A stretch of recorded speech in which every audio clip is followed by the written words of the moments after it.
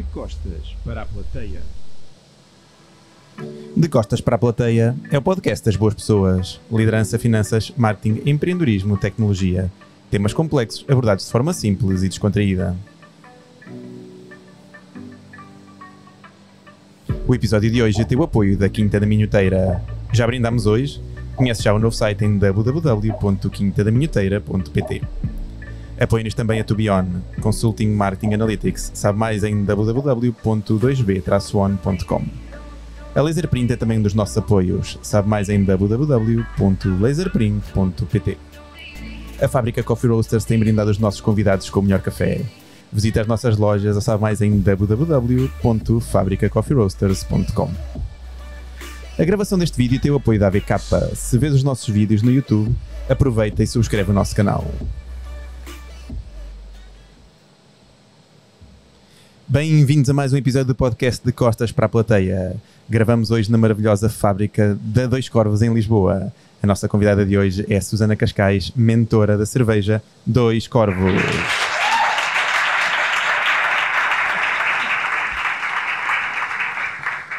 Susana, muito obrigado por nos receberes aqui na tua casa, pela simpatia, por teres acedido aqui ao nosso convite. Bom dia. Eu gostava que começasses por te apresentar aqui aos nossos ouvintes. Sou Susana Cascais, tenho 49 anos, sou naturalmente portuguesa, mas a Dois Corvos são os dois corvos, um sou eu, o outro corvo é o meu marido, que é o Scott Stephens, e ele encabeça a parte toda da produção, receitas, e eu faço mais a gestão do negócio, e portanto arrancámos nesta aventura. Vai fazer 10 anos. Uma década verão, incrível. Sim. Em planeamento, ainda éramos fazíamos testes em casa, havia uma ideia ténue ainda nessa altura de começar uma fábrica, mas começámos realmente há 10 anos atrás. Parece mentira, mas o tempo passa, voa. Quando se faz uma coisa que gostamos, ainda voa mais rápido. E não é o caso, são dois corvos voam, não é? Não podem estar parados. Exatamente.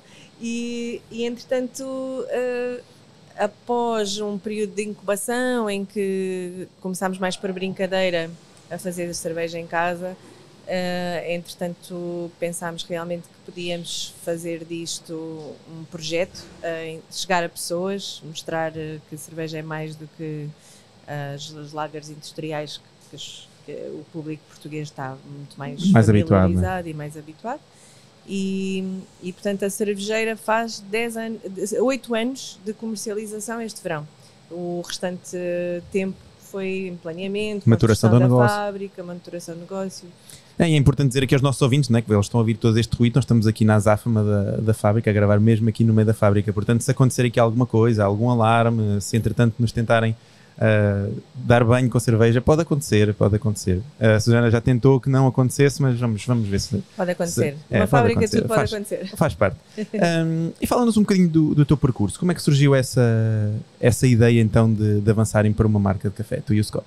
De cerveja. De cerveja, desculpa. Já estou imbuído aqui do espírito da fábrica. Sim, então, o meu percurso foi sempre muito na área do marketing e publicidade. Essa era a minha carreira antes de começar a fábrica de cerveja. Portanto, já tinha tido o meu próprio negócio, uma agência de publicidade nos Estados Unidos. Eu vivi nos Estados Unidos durante 10 anos, entre 2002 e 2012. E em 2012, o Scott, que é americano e temos 2 crianças, resolvemos, nessa altura eram pequeninas, hoje já são crescidas, resolvemos vir para Portugal mais para também dar aos miúdos a experiência portuguesa, a língua. Eles nasceram lá nos Estados Unidos? Nasceram os 2 nos Estados Unidos. E chegámos em 2012 e, portanto, quando chegámos, eu tinha deixado para trás esta tal carreira de marketing, já estava um bocadinho cansada, já tinha quase 15 ou mais anos de carreira. Estava um bocadinho cansada da indústria, na verdade, publicidade e marketing, e procurava outra coisa, mas não sabia bem o quê, e há aquele momento soul searching. Quando chegámos em 2012, Portugal também estava afundado naquela crise económica terrível, troika, etc. Portanto, ninguém se quer lembrar desse período, já está para trás das costas, uma parte pelo menos.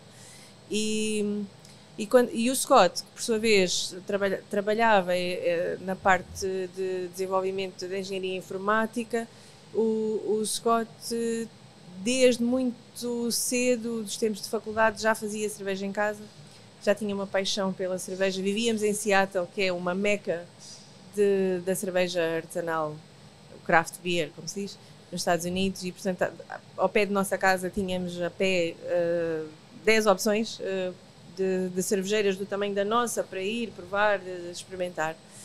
E quando chegámos cá vimos que havia um deserto enorme, havia uma lacuna gigantesca nesta área, era uma área desconhecida, na verdade.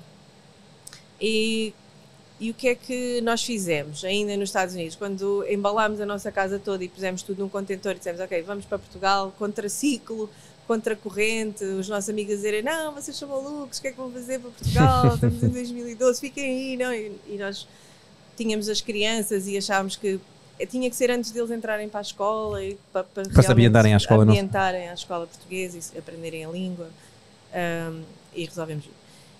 E pusemos o equipamento de fazer a cerveja em casa, como qualquer 99% das histórias de cerveja artesanal, que hoje são fábricas, começam assim, as pessoas têm uma paixão e fazem em casa e veem os amigos e bebem e provam e gostam e depois as pessoas sentem-se encorajadas e incentivadas a continuar.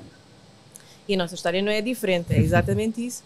Pusemos o equipamento, assim que chegou o contentor começámos a fazer a cerveja e de repente metade do frigorífico já estava tomado com cerveja, de repente foi preciso mais um frigorífico, de repente havia uma zona inteira da casa que já só tinha garrafas no chão e os fermentadores pequeninos, que são de plástico ou de vidro, enfim, cada vez estávamos a viver mais este dia-a-dia.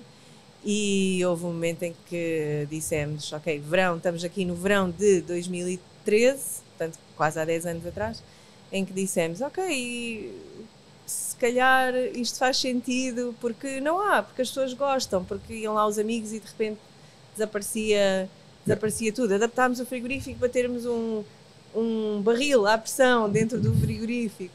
E pronto, e eu acho que há sempre aquele momento de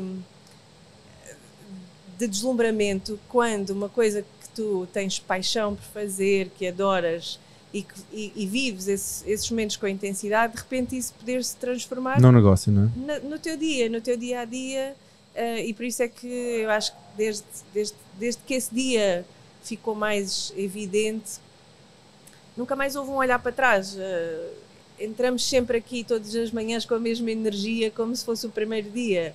E há sempre obstáculos para superar e problemas para resolver, isso é o normal de ter um negócio. Mas é ter a certeza que aquilo que estamos a fazer nos preenche. E isso é não tem preço, uma motivação, quer dizer, infinita, não é? Além disso, é bom ver o vosso bebê a crescer, não é? E Sim. Dar os primeiros passos, como se fosse também um próprio filho. E tu acabaste por também utilizar então a parte do marketing e publicidade aqui na própria marca. Sem dúvida, isso é uma experiência bastante sólida, inclusivamente nos Estados Unidos durante bastantes anos trabalhámos na agência onde eu estava e depois na agência seguinte que eu fundei, trabalhámos com algumas marcas de cerveja artesanal locais, e deu-me essa visão não do lado da produção, mas do lado do negócio, do lado do marketing, do produto, posicionamento e por aí fora. Portanto, isso já tinha sido uma experiência interessante e depois de já ter tido um negócio meu antes também acabou me deu por essa perspectiva alavancar, não é? de ter umas linhas mestras que me deram alguma segurança para fazer novamente, para fundar novamente um negócio aqui. Agora, fala-nos um bocadinho daqui da Dois Corvos. Já sabemos que os Dois Corvos és tu e o Scott, mas como é que surgiu o conceito e como é que tem sido aqui o crescimento nacional e internacional da marca? Não, o conceito, o nome Dois Corvos, se calhar começamos por aí, teve muito a ver com, voltamos atrás, estamos 10 anos atrás em Lisboa e o país está deprimido, esta é a verdade.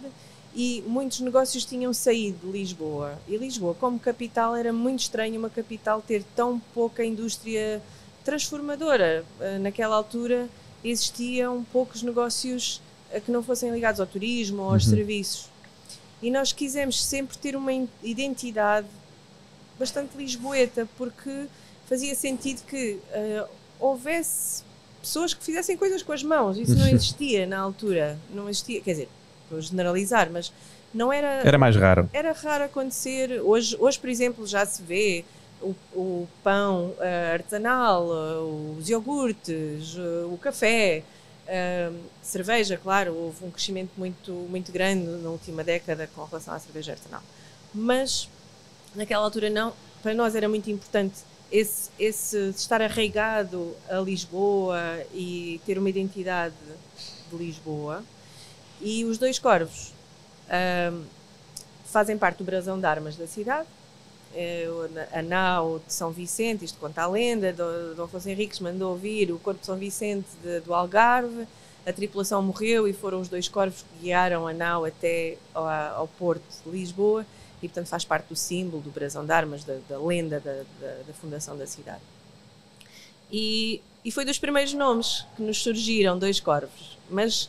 É como, eu costumo dizer que é como dar o nome à banda, não é só uma banda, o primeiro nome, não deve ser bom, vamos continuar. E eu lembro-me que tínhamos um bloco de notas com uns 100 nomes, mas íamos sempre àquele que tinha sido o primeiro, os Dois Corvos, gostamos tanto desse nome, ficou, depois também éramos dois, não sei, havia ali uma força que para nós o nome trazia. E foi assim que começou. Começámos a preparar o conceito. Claro que o Scott sendo americano e eu tendo vivido durante muito tempo nos Estados Unidos, o nosso conceito é muito inspirado na cultura de cerveja artesanal americana, que é uma cultura já muito madura, com 30, 40 anos de existência. A nossa é muito jovem ainda, não diria que é embrionária, porque acho que já passámos essa fase, mas está ainda na sua infância. Eu acho que ainda não está bem na adolescência. Está ainda na infância, mas está a crescer, está com vitalidade. Até porque eu tenho muitos amigos já que mesmo em casa acabam por fazer isto. Aqui há 5 anos atrás era inimaginável. Era inimaginável. E até porque começam a aparecer pequenos negócios que apoiam os cervejeiros caseiros com ingredientes, com workshops. Isso vai aparecendo cada vez mais, portanto a acessibilidade dos ingredientes que há 10 anos ou há 5 anos atrás era difícil, o lúpulo, muitos dos ingredientes são importados e às vezes era difícil um pequeno cervejeiro ou um cervejeiro caseiro encontrar algumas matérias-primas, que eu acho que hoje em dia essa dificuldade já está para mais quem tem fácil, mesmo interesse já está mais do que solucionada. E o crescimento cá em Portugal, como é que tem sido? Em Portugal começou muito no norte do país, as primeiras fábricas artesanais que apareceram, a Letra, a Sovina, são das primeiras, a Vadia, mais no norte. Em Lisboa havia nada, quando nós fundámos a Dois Corvos não existia mesmo outra, depois apareceram mais algumas, entretanto, mais ou menos na mesma altura, assim um pequeno cogumelo.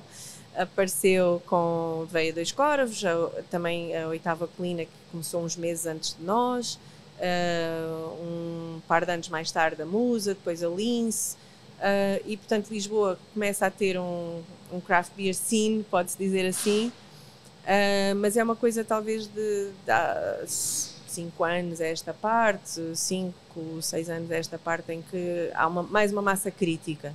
No resto do país começam a aparecer existem projetos muito giros a fazer ótimas cervejas, projetos quase hiperlocais, se quiseres, pessoas com um projeto pequeno, se calhar é um indivíduo, se calhar são 2 ou 3 pessoas, por vezes têm um taproom, o taproom é aquilo que as cervejeiras chamam ao seu espaço de consumo, que é não é bem um bar, é um misto entre um bar e um local de degustação e de aprendizagem.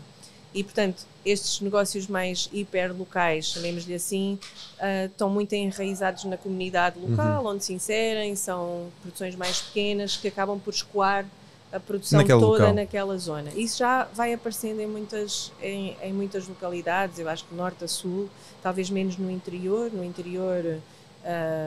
junto à fronteira, na zona de Porto Alegre, temos a Velhaca e temos a Barona, depois um bocadinho mais abaixo.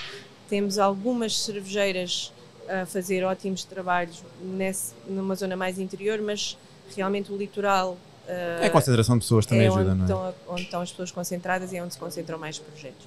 Mas é interessante, por acaso, ir pelo país fora e ver que existem já uma série de restaurantes que têm a sua própria cerveja, ou da parte da cerveja artesanal, que muito provavelmente ali alicerçada em 1 ou 2 produtores caseiros, não é? Que acabam por conseguir apenas escoar para ali, para aqueles locais. Cada vez mais nos restaurantes, que é o nosso consumidor, o nosso cliente de eleição, digamos assim, o nosso canal primordial são os restaurantes, cafés, bares, hotéis, isto por oposição a supermercados, portanto estamos muito menos presentes, nós, Dois Corvos, na cadeia de distribuição moderna, por assim dizer, portanto estamos muito mais focados na parte da restauração e cada vez mais, antes, quando começámos, era ir bater a uma porta de cada vez, apresentar o produto. Hoje não, hoje as pessoas já conhecem alguma coisa, podem... Já vos procuram. E já vêm ao nosso encontro, já provei, o meu amigo também tem um restaurante, tem a vossa cerveja e está muito contente como é que funciona, que variedades é que vocês têm. Podem não ter um grande manancial de conhecimento prévio sobre a cerveja artesanal, mas estão interessados, querem aprender. Eu acho que sobretudo uma geração mais jovem que está a montar negócios de restauração em Portugal já percebe que da mesma forma que não pode ter só um vinho, qual é que é o vinho? Branco ou tinto? Isto era o nosso cenário em Portugal há 30 anos atrás. Já perceberam que para a cerveja há esse equivalente, não podem ter só uma cerveja, quer 25 ou 50, não pode ser só esta a pergunta que se tem que fazer ao consumidor que se senta e pede uma cerveja. Como hoje seria impensável irmos a um restaurante que só tem um vinho branco e um vinho tinto, não é? Para nós isso está há anos-luz, mas há todo esse trabalho que temos que fazer, que é um trabalho que se faz diariamente, que nós fazemos e que as outras cervejeiras também fazem, portanto é um esforço de conjunto e é um pouco, todos trabalhamos para a divulgação da cultura cervejeira, de mostrar às pessoas que cerveja é muito mais, que há centenas de variedades possíveis, que a pessoa que diz que não gosta de cerveja, como eu tenho algumas amigas... Ainda não provou a cerveja certa, não é? Ainda não encontrou a cerveja certa. Tu não achas que a magia assim, destas marcas, e depois estávamos a falar há bocado daquelas pequenas coisas, daquele pão caseiro ou do café de especialidade feito pela marca, não achas que também a magia é não estar... ser tão fácil de encontrar, ou por exemplo ir a um continente e conseguir comprar, ou não achas que essa também é uma das magias da marca, ou tu achas que o objetivo da craft beer é tentar chegar ao maior número de pessoas possível e para isso tem que entrar então no mercado de retalho? Acho que há aí uma dualidade, não é? Os negócios têm que se ingrar e têm que ter público e o nosso trabalho é sempre encontrar, chegar ao público que tem interesse na cerveja. Dito isto, a nossa dimensão é uma dimensão dentro do universo da cerveja artesanal já grande, mas dentro do universo da cerveja, em geral, muito pequena. O que é que isto quer dizer? Que nós temos também alguma limitação de chegar a toda a gente. Nós não podemos ter a ubiquidade de uma cerveja industrial que tem essa força de vendas, de logística, de produção. E marcas montadas há muitas décadas, não é? Não tem uma década. Não? Marcas com um grande reconhecimento, montadas há... Portanto, para nós, o crescimento faz parte do nosso projeto de negócio, faz parte de crescer, mas crescer de uma forma sustentada, chegar ao público que tem interesse, que tem curiosidade, porque o que acontece é, quem nunca experimentou e encontra uma cerveja artesanal que gosta, experimentou, já não volta atrás. Muito raramente, eu não conheço nenhum caso em que a pessoa diga, cerveja, afinal isto não é para mim. É o contrário, é como um bom café. É como o café, eu estava exatamente a pensar nisso, é como o café de especialidade. Quando chegamos a um momento em que provamos um ótimo café, em que vamos buscar notas de fruta, de citrinos, que temos uns torrados, vamos buscar chocolate, de repente já ninguém quer beber um café queimado, isso já não interessa para nada. Portanto, há esse trabalho que estamos a fazer em conjunto para chegar às pessoas, mas de uma forma sustentada, porque claro que o nosso crescimento não pode ser exponencial, tem que ser dentro daquilo que é a nossa capacidade e que é a nossa, quer dizer, que nos dá estabilidade, não é? Porque o que nós sempre fizemos foi, nós começámos com uma fábrica mais pequena, noutro local, já estamos aqui onde estamos já é uma fábrica bastante maior, portanto fomos sempre fazendo expansões e foram crescendo de forma sustentada, não é? O nosso crescimento foi sempre, o nosso percurso foi sempre nessa ótica de crescimento, mas tendo em conta também essa sustentabilidade que é fundamental no negócio. Muito bom. E em termos internacionais, as cervejas portuguesas dão cartas lá fora? Começam a dar, sem dúvida. A Dois Corvos temos muito orgulho em ser uma das marcas, das cervejeiras mais reconhecidas, portuguesas mais reconhecidas internacionalmente. Neste momento já exportamos para uma dúzia de países e vamos a muitos stands, feiras internacionais. Portanto, temos uma marca que já vai sendo reconhecida. Mais na Europa, porque é curioso. Na Europa, sim, na Europa. Temos alguns pedidos, mas ainda não nos aventuramos muito para fora da Europa, até porque... Temos logísticos, é muito mais difícil. É mais complicado logisticamente. Não quer dizer que isso não venha a acontecer, mas é algo que estamos a estudar e ver qual é que é a melhor forma de implementar. Neste momento, temos já bastante presença em França, Holanda, Luxemburgo, Itália, Espanha, os países nórdicos, alguns deles, como a Suécia, Dinamarca, estamos aqui, Alemanha, Áustria, já temos alguma presença internacional. Interessante, porque quase todos os países que tu falaste são grandes produtores de cerveja, não é? Sim. E todos com uma cultura, principalmente da parte nórdica, da cultura da cerveja. Verdade. Eu acho que o que nós trazemos, como a Dois Corvos tem um perfil muito inovador, muito experimentalista, nós no ano passado, para teres uma ideia, lançámos 43 novas cervejas. Incrível. Isso é quase a razão de uma por semana, praticamente. O que é um desafio grande, pôr 43 produtos novos no mercado, e escoá-los e comunicá-los, etc. Mas é o nosso perfil, é o nosso ADN, nós estamos sempre a inovar. Pensar em o que é que vamos fazer a seguir, é como uma criança numa loja de brinquedos, praticamente. Ainda não lançaram uma cerveja, já estão a pensar qual é que vai ser a próxima. Sim, estamos sempre. Lançamos uma média de 2-3 cervejas por mês, variedades diferentes, temos 6 cervejas permanentes, que temos no catálogo todo o ano, e depois acrescentamos uma série delas que são sazonais ou são ocasionais. Portanto, mas voltando aqui à tua pergunta, porquê que esses países que têm uma cultura cervejeira tão forte se interessam por uma cerveja portuguesa ou uma cervejeira portuguesa onde há esse reconhecimento em termos de cultura cervejeira é baixo? Eu acho que tem muito a ver com aquilo que estamos a ver ali, que quem está a ver não está a ver para onde é que eu estou a apontar, mas são muitas barricas. Temos um projeto de barricas, de maturação em barricas muito forte, temos 300 e quase 50 barricas. E o que é que fazemos? Vamos buscar, por exemplo, ao nosso universo do vinho, vamos buscar barricas únicas, portuguesas, vamos buscar aos vinhos fortificados, por exemplo, como o Porto, como o Moscatel, como o Abafado, o vinho de Carcavelos. Aqueles clássicos. Os nossos clássicos, vamos buscar essas barricas são usadas naturalmente e utilizamos-las como um ingrediente da cerveja. Portanto, pomos cervejas que ficam a maturar alguns meses, algumas delas um ano, às vezes até mais, e depois quando colocamos esses produtos no mercado, eles acabam por ter um caráter muito único e muito português. Na verdade, há um mês atrás lançámos uma cerveja que foi maturada numa talha do Alentejo, porque, como sabes, no Alentejo é a única região do país demarcada para a utilização de talhas, não é? Das ânforas, digamos assim. E fizemos uma parceria com a Adega do Marel, no caso na Amareleja, em que eles nos emprestaram uma talha que é lindíssima, que é gigante, não é? Leva, não sei, 1000 litros, talvez, não me lembro exatamente.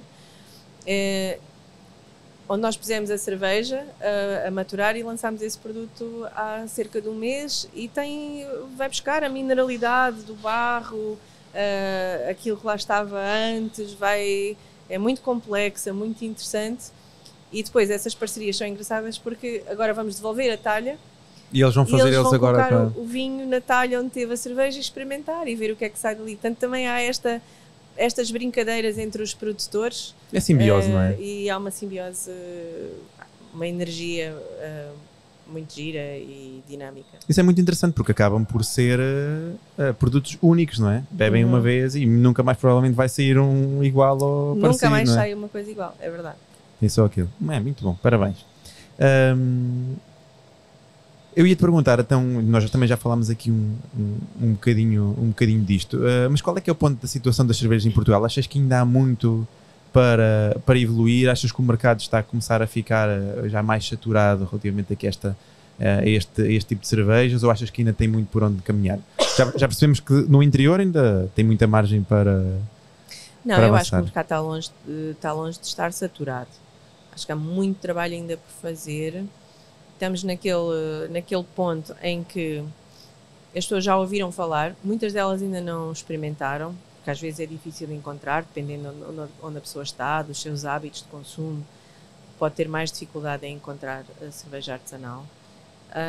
Mas não acho que estejamos nesse ponto em que o mercado está saturado. Portugal, por exemplo, em termos de consumo dentro e fora de casa, Portugal é dos países europeus, se não o país europeu, está ali nos primeiro, segundo, terceiro lugar, que mais consome fora de casa. Ou seja, o consumo que se chama on-premise, que é esse consumo no café, no bar, na esplanada, no restaurante. Tu que gosta de socializar, não é? Mesmo estando em Lisboa, onde a distribuição é mais fácil, onde há mais marcas, talvez, podes ir a imensos sítios onde ainda não consegues encontrar a cerveja artesanal, não faz parte ainda da oferta. E eu acho que vai chegar um momento, como aconteceu nos Estados Unidos e em tantos outros países, quando se vai à Holanda ou quando se vai à Dinamarca ou à Suécia, em que encontrar opções de cerveja artesanal É básico, não é? é básico. Sim, sim. Aí deixa de chamar cerveja artesanal, é cerveja. Sim. E deixamos de ter essa necessidade de distinguir entre uma categoria e outra. Está aqui a nossa carta de cervejas. Aliás, eu já fui uma vez aos Estados Unidos e não há hotel que não tenha Todos têm. pelo menos 4 ou 5 marcas de cerveja artesanal. Sim, e acho que às vezes surge esta questão se é um trend, uma coisa da moda e depois vai voltar atrás. Eu acho que não, porque o que se vê é que os mercados, não é isso que acontece. Portanto, empiricamente não se volta atrás. Portanto, eu acho que ainda está imenso trabalho por fazer, por isso de certeza que ainda há muita pedra para virar aí. É porque eu acho que hoje em dia as pessoas também cada vez mais procuram qualidade, não é? E procuram coisas diferentes, sem ser sempre a mesma coisa, sempre lá está o mesmo, o que vinho tinto ou vinho branco. E é o vinho da casa que há. Não, as pessoas querem experimentar coisas diferentes, querem experimentar coisas diferenciadas e acho que a qualidade é sem sombra de dúvidas o caminho, não é? Eu acho que a qualidade é mesmo, tocaste aqui num ponto importantíssimo. Eu acho que as pessoas vão escolher vão beber, ok, o preço, fala-se também nesta questão, porque o preço é um bocadinho mais do que a cerveja industrial, mas é essa questão da qualidade em que a pessoa pode fazer a seguinte equação: ok, eu posso beber 2 cervejas industriais, ou posso beber, às vezes nem é uma diferença de 2 para 1, posso beber 1,5 ou posso beber uma ótima cerveja artesanal, e faz-se essa escolha, porque realmente é um prazer completamente diferente. As pessoas querem diferente. experiências, não é? É experiência. E eu acho que há muitas pessoas que hoje já se apercebem. É como, quer dizer, as pessoas querem ir, vão comer um hambúrguer. Será que querem sempre ir ao McDonald's comer o hambúrguer mais barato? Não. Querem ter uma experiência, querem comer algo melhor. Eu acho que os portugueses, que são os bons garfos que nós conhecemos e que procuram essas experiências, o produto regional, o queijinho de não sei de onde, e agora vou ali comer a chanfana do Sr. Manel. Portanto, nós temos este gosto por estar à mesa, na verdade é isto, é um gosto por estar à mesa, a parte de socializar, que estávamos a falar ainda agora. E eu acho que a cerveja entra nessa equação e oferece uma experiência nova e muitas vezes surpreendente. Vamos entrar agora aqui um bocadinho aqui na parte do empreendedorismo. Quais é que foram os principais obstáculos que tu encontraste para desenvolver aqui uma marca aqui em Portugal? Foram muitos.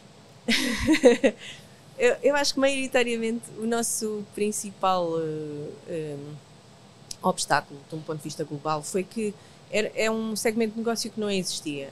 E na altura, montar uma fábrica de cerveja, muita gente não sabia. Eu estou a dizer ir aos órgãos, às entidades onde se tem que ir buscar licenciamentos, os licenciamentos, as informações.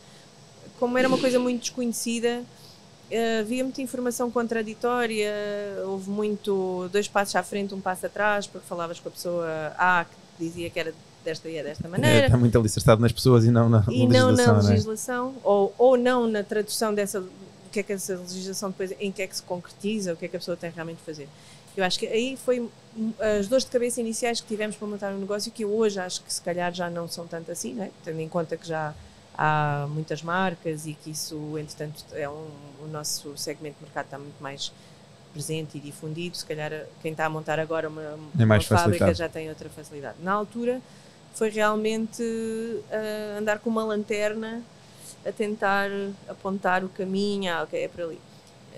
Não, afinal já fomos por ali, não é bem por ali. E isso, pronto, foi algum desgaste. Eu lembro-me que foi muito por erro e tentativa.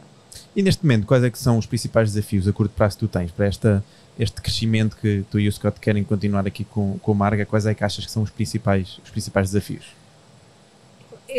Eu acho que, como tantos outros negócios e não só no nosso universo como em tantos outros, o período de quase 2 anos de Covid foi muito pesado para quem tem uma indústria, para quem tem uma empresa.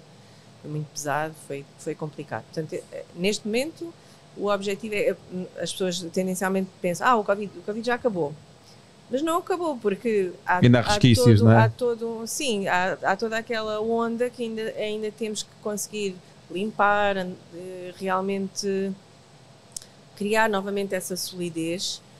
Portanto, eu acho que esse é um desafio mais de conjuntura do que de estrutura, mas é um desafio, sem dúvida, que todos os dias temos que equacionar, temos que voltar, no fundo, a crescer. E o 22 foi um ano muito, muito forte para nós, 23 também está a ser. Portanto, eu acho que os indicadores são super bons, positivos, mas há todo um trabalho que temos que fazer para, no fundo, recuperar esses 2 anos, que foram anos completamente perdidos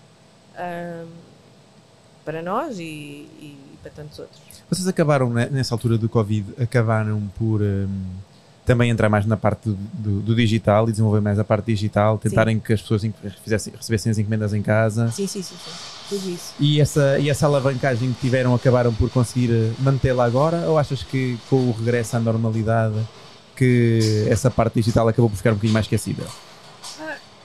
Os portugueses não têm tanto um hábito de consumo ainda no online. Nessa altura foi aquilo que nos manteve. As encomendas online realmente dispararam e foi ótimo termos o apoio das pessoas, apesar de estarmos todos em casa, continuámos a ter esse apoio. Mas, como estávamos a falar, o consumo é na rua. Pois. A grande percentagem do consumo não é tanto em casa, e isso faz com que o online, não é que nós tenhamos abandonado intencionalmente o online, mas é que o comportamento resfria online resfriou face à possibilidade de sair e de, no fundo, retomar a vida normal. E como é que tem sido, tu que tiveste tantos anos lá nos Estados Unidos, como é que tem sido empreender aqui em Portugal e nomeadamente aqui em Lisboa? Aqui o hub das cervejarias, vocês dão-se bem uns com os outros, acabam por haver entreajuda. Como é que tem sido a tua experiência? Sim, esse é um dos aspectos fundamentais. Realmente há uma grande camaradagem e espírito de cooperação entre entre as cervejeiras artesanais, em particular de Lisboa, estamos aqui todos num raio de poucos quilómetros. Isto aqui é um uns hub dos mesmo aqui nesta outros. zona, não é? E fazemos muito, apoiamos-nos bastante, ingredientes, por exemplo, alguém de outra cervejeira precisa do lúpulo X, que eles não têm, mas nós temos, ou acabaram-se os maltes e vêm cá buscar e depois devolvem. Quer dizer, há muito este espírito de cooperação, apesar de depois já somos, como se diz no jargão do marketing, somos competidores mais do que competidores, porque precisamente colaboramos, inclusivamente, no nosso caso particular, com a Musa e a Lince, que são, e a Oitava Colina, que são aqui cervejeiras, digamos assim, da zona de Marvila, As vossas vizinhas. vizinhos. Nós organizamos inclusive alguns eventos em conjunto, 2, 3 eventos por ano, dedicados à cerveja, com música, com animação, e chegamos a ter 3.000, 2.000, 3.000 pessoas num dia a fazer o périplo Incrível. entre as cervejeiras, o que é espetacular. Não sei sobre dúvidas. E também é a única forma de vocês desenvolverem um mercado em equipa, não é? Porque se fragmentarem um mercado que já por si Claro, acaba por ser mais pequeno que o normal, acabam por não conseguir crescer com a velocidade que todas vocês querem, não é? É isso mesmo. Que conselhos é que tu darias a quem deseja empreender? Não tanto agora, se calhar, na parte da cerveja, não vamos encontrar aqui mais concorrentes, mas em termos gerais, especialmente para ti, que acabaste por vir dos Estados Unidos e acabaste por chegar. Que conselhos é que tu darias a quem deseja criar um negócio? Fazer o trabalho de casa, criar um negócio. Muitos negócios começam com a paixão, mas depois há um lado duro, que é o lado da realidade do dia a dia. E eu acho que a pessoa, quem quer criar um negócio, por exemplo, eu sugeria uma coisa muito prática, que é fazer job shadow, conhecer alguém que não se importe de ter essa pessoa ou essas pessoas durante alguns dias na sua empresa. Toda a gente conhece um amigo que tem uma empresa, não é? Pedir para estar lá, posso ser a tua sombra durante uma semana, perceber a realidade, porque entre o sonho e o desejo de montar alguma coisa e sentir um enorme orgulho em criar esse bebê, há uma realidade do dia a dia que é incontornável e que uma pessoa não imagina o quão pesado é que às vezes pode ser esse dia a dia. Então acho que é importante ir bem preparado, mas fazer bem o seu estudo de mercado e fazer o plano de negócios. Não saltar, por favor, não saltem a parte do plano de negócios. Isto acho que é mesmo importante. Nem que seja uma coisa muito simples, mas tentar perceber, ter uma visão para o negócio. Ter uma bússola, não é? Uma bússola. Onde é que eu quero estar daqui a 3 anos? Ter essa resposta mais ou menos alinhavada. Então, e daqui a 5 anos? E daqui a 7? E daqui a 10? Se calhar não precisa de ir até aos 10, mas pelo menos ter uma visão de 2, 3, 5 anos, acho que é mesmo importante para conseguir, logo de início, ser muito focado. Porque depois servir de motivação, não é? Motivação e evitar a dispersão. Entrar sei lá, se for um novo negócio na parte da produção, na parte da indústria de transformação, que é aquela que eu conheço melhor, depois pode haver uma tentação para, se calhar também vamos fazer não sei o quê, esta ideia também é boa. Pensar, ter um foco. Acho que isto é mesmo importante, ter um foco, ter um mantra e dizer assim, isto é o que eu vou fazer e tentar não desviar.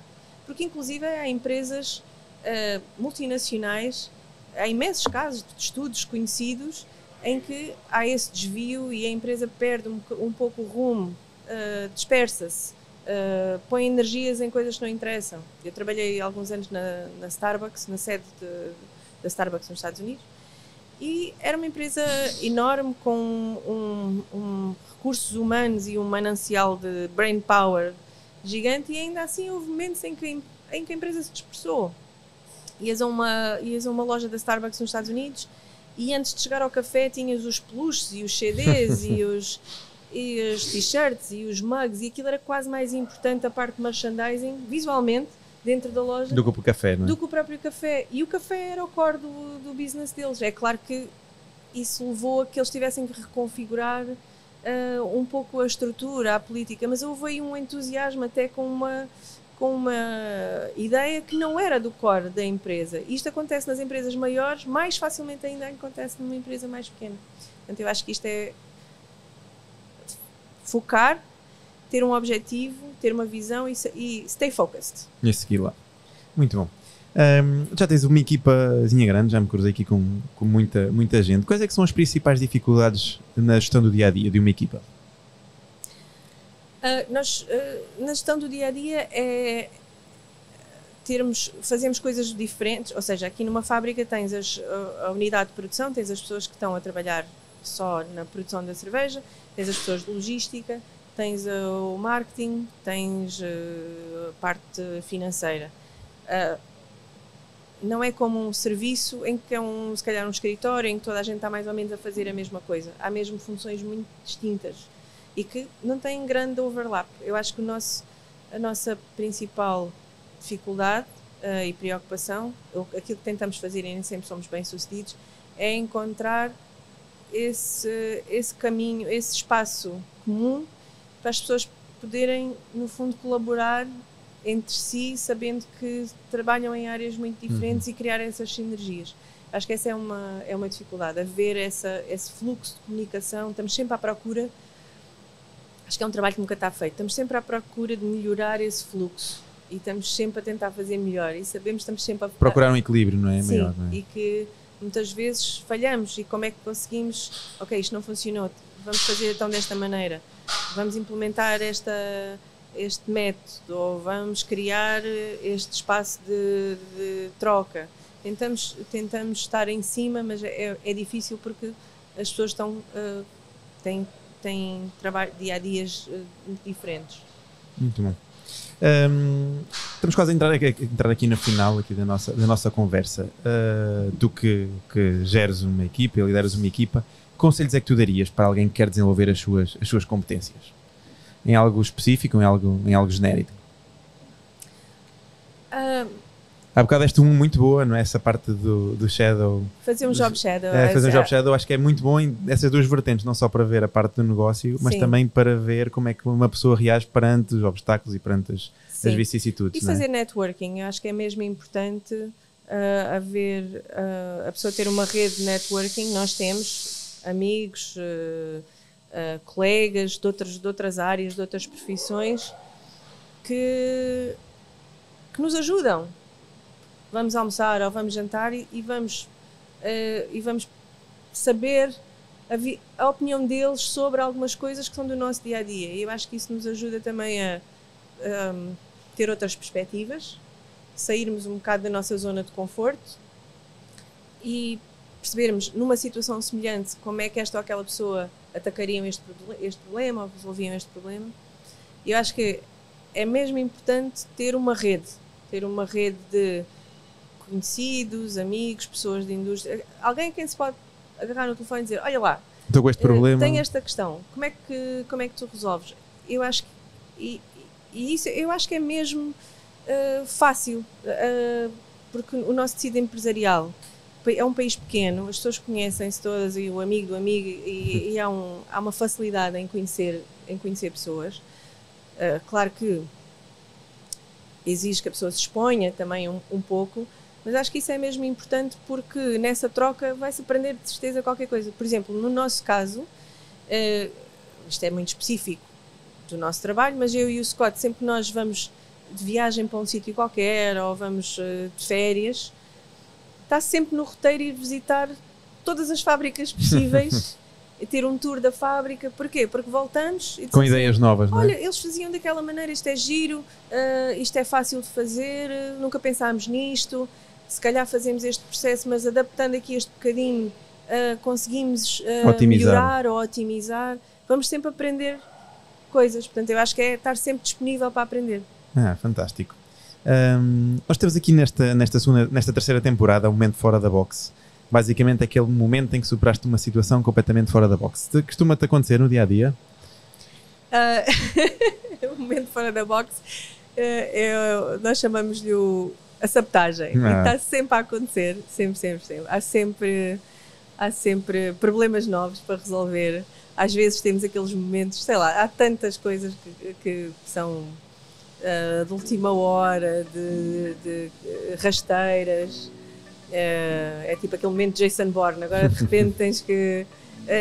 Ou MacGyver, né? Tens uma laranja e tens que conseguir Resolver sair do elevador que está preso. Sair do elevador que está preso e sair uma laranja. Isso acontece diariamente. Eu acho que essa é a vida de um pequeno empreendedor, um pequeno empresário.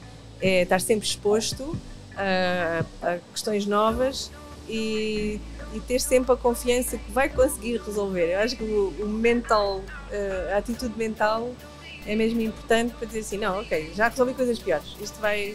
Portanto, eu acho que estes momentos fora da box estão sempre no nosso futuro. E acabam por nos fazer crescer também, não é?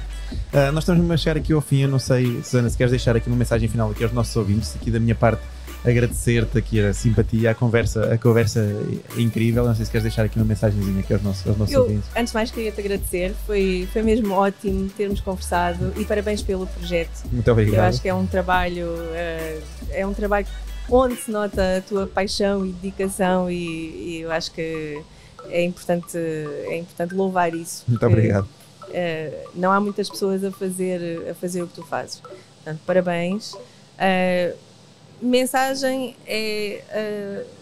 bebam cerveja a 2 corvos. Bebam cerveja artesanal. Experimentem 2 corvos se puderem.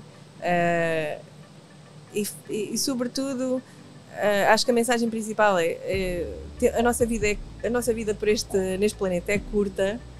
Não desperdicem o tempo a fazer... procurem experiências que valham a pena. Satisfatórias, que nos preencham, que valham a pena. Eu acho que isso é o principal. Fantástico. E eu aproveito também para pedir aqui aos nossos ouvintes, caso nos ouçam através do Spotify, já sabem, vão lá no computador ou no telemóvel, meter uma notinha generosa. É muito importante para nós, até para o projeto ser divulgado. Se por acaso nos seguem através do YouTube, se subscrevam o nosso canal. Recebam aqui as novidades em primeira mão. Quando sai um episódio novo, vocês são logo notificados. Aqui à parte da Susana, mais uma vez, muito obrigado. Eu é que agradeço. E foi mais um episódio do De Costas para a Plateia.